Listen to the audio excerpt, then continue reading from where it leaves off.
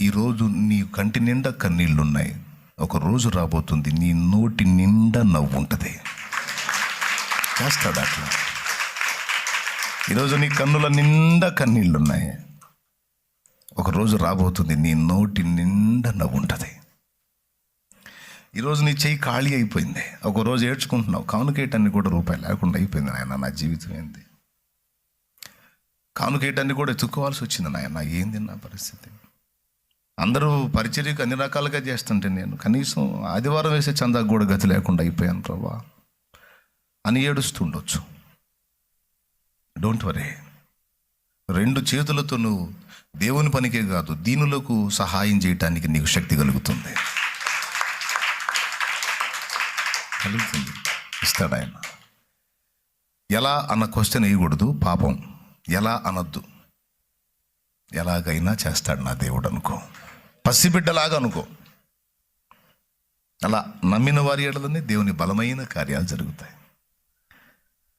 ఈరోజు నీకే ఉద్యోగం లేకుండా, నీకే బ్రతుకు తెరువు లేకుండా ఇబ్బంది పడుతున్నావు. ఇది కూడా చెప్తున్నా, గుర్తుపెట్టుకో, గుర్తు రాసుకో. 10 మందికి నీవు పని కల్పించడానికి దేవుడు నీకు కృప చూపుతాడు. విశ్వాసం ఉంటే రాసి పెట్టుకో, డేట్ వేసుకో, రాసి పెట్టుకో. అది నెరవేరిన నాడు దేవుని కృతజ్ఞతలు చెప్పు. కానీ జరిగిద్దనే కన్ఫర్మేషన్ కోసం నేను చెప్తున్నా ఈ మాట, అంతే. మనుష్య మాత్రుడి మాటలంటే రాయొద్దు, వదిలేసే. దేవుడు నాతో మాట్లాడుతున్నా, డౌట్ ఇది, నాకు ఆన్సర్ ఇచ్చాడంటే రాసుకో. 10 మందికి అంటే అనేకులకు నీవు ఉపాధి కల్పించినట్లు, అన్నం పెట్టడానికి, అన్నం దొరకడానికి, కుటుంబాలు బతకడానికి నువ్వు ఆధారం అవుతావు. నా దేవుడు చేస్తాడు. శామ్యూయల్ చేస్తాడు.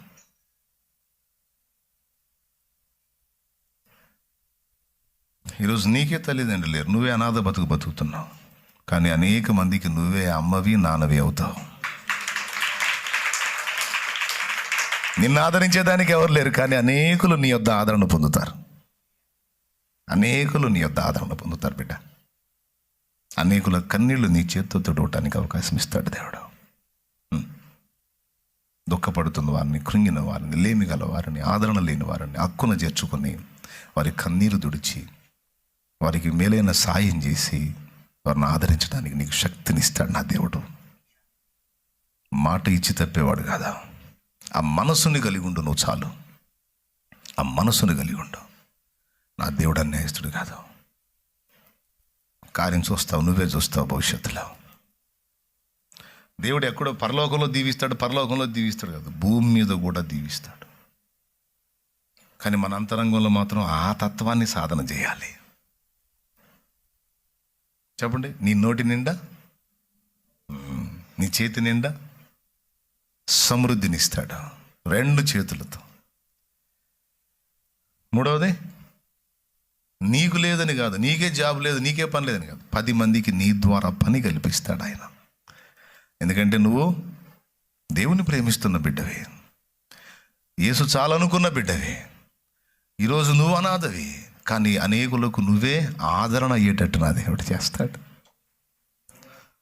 ఈరోజు నువ్వు అన్యాయం అయిపోయాను అన్న ఫీలింగ్లో ఉన్నావు, కానీ అనేక మందికి న్యాయము తీర్చున్నట్లు దేవుడు నిన్ను నిలబెడతాడు. నువ్వే అనేకులకు న్యాయము తీర్చే స్థితిలో నిన్ను నిలబెడతాడు దేవుడు.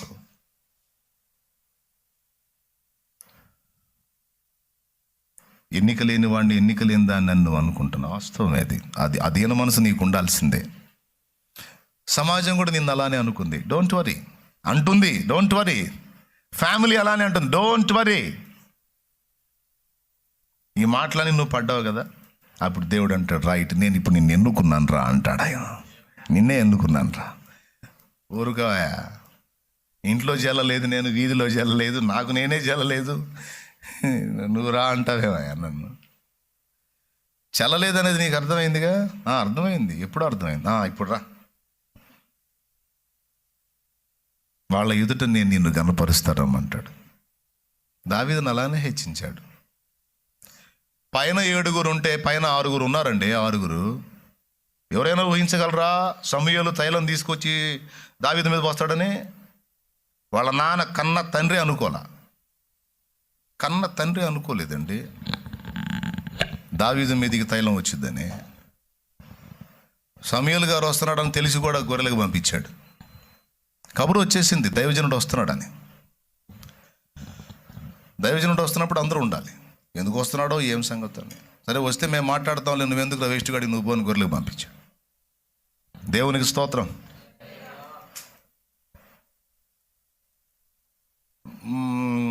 ఆరుగురు ఉన్నారు. వచ్చాడు, పెద్దవాడిని, రెండోవాడిని, మూడోవాడిని పిలుస్తున్నాడు. ఎదురు నిలబడుతున్నారు. దేవా ఇతనేనా, పక్క పంపించు. కాదు. నాలుగోవాడు, దేవా ఇతనే, పక్క పంపించు. ఐదోవాడు, ఇతనే, పక్క పంపించు. ఆరోవాడు, ఇతనే, పక్క పంపించు. దేదనైనా అందరిని పంపించి ఇంకెవరు ఉన్నారు కనుక్కో.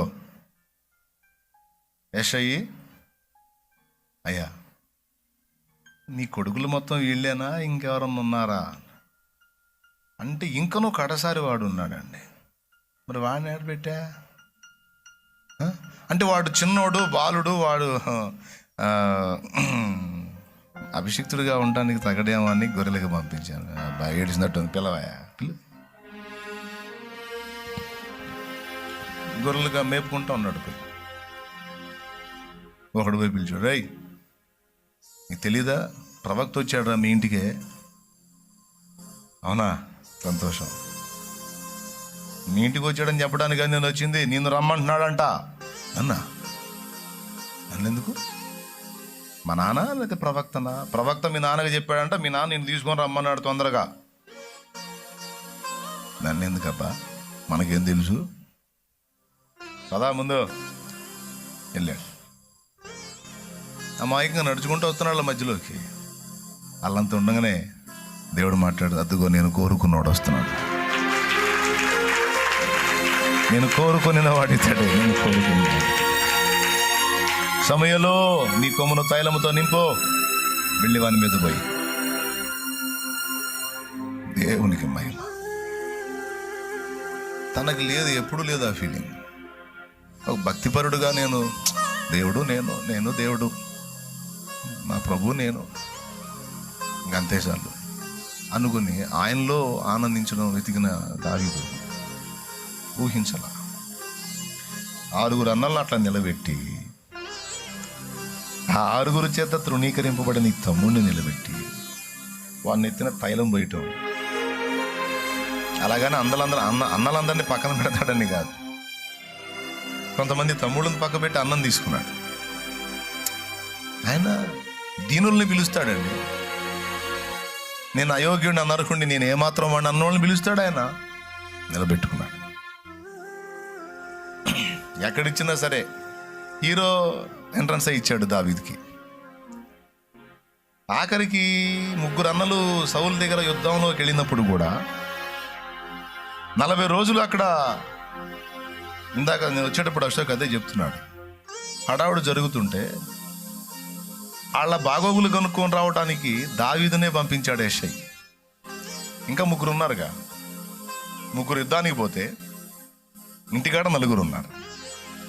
4లో ఎవరినన్నా 4వ వాడినో 5వ వాడినో 6వ వాడినో పంపించవచ్చు. కానీ మొత్తాన్ని పక్కన పెట్టి మళ్ళీ దావీదుని పంపించాడు, 7వ వాడిని.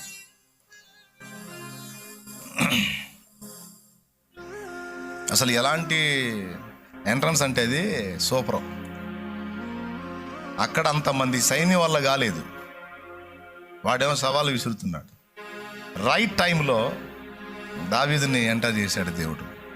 అంటే తన దాసుణ్ణి ఘనపరచడానికి, తన దాసుణ్ణి అక్కడ ఎంటర్ చేయడానికి ఎంత హడావుడి సృష్టించాడో చూడు దేవుడు. దేవునికి స్తోత్రం కలుగును గాక. ఆయన ప్రవేశాన్ని హైలైట్ చేయడానికి నాకు అదే అనిపిస్తుంది. హీరో పని చేయాలంటే నీ తర్వాతనే దేవా. దేవునికి స్తోత్రం. మూవీ సినిమాలు తీసేవాళ్ళు హీరోలను ఎంటర్ చేసేటప్పుడు డిఫరెంట్ కొన్ని మూవీస్లో హీరో కాళ్ళు కనపడుతుంటాయి, కాళ్ళే కనపడుతుంటాయి, మొహం లేదా వీడికి అన్నట్టు.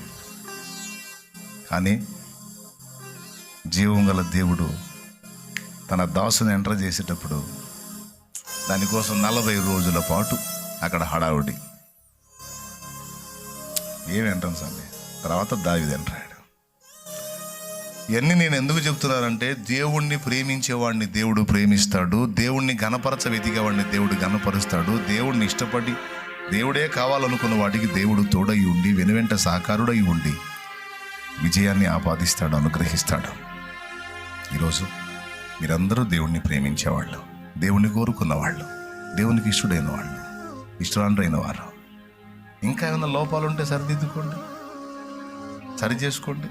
విశ్వాస విషయంలో బలహీనలై ఉంటే ఇకనన్నా మారు మనసు పొంది విశ్వాసంలో కొంచెం స్థిరంగా ఉండడానికి ప్రయత్నం చేయండి. దేవుడు నిన్ను బ్లెస్ చేయబోతున్నాడు.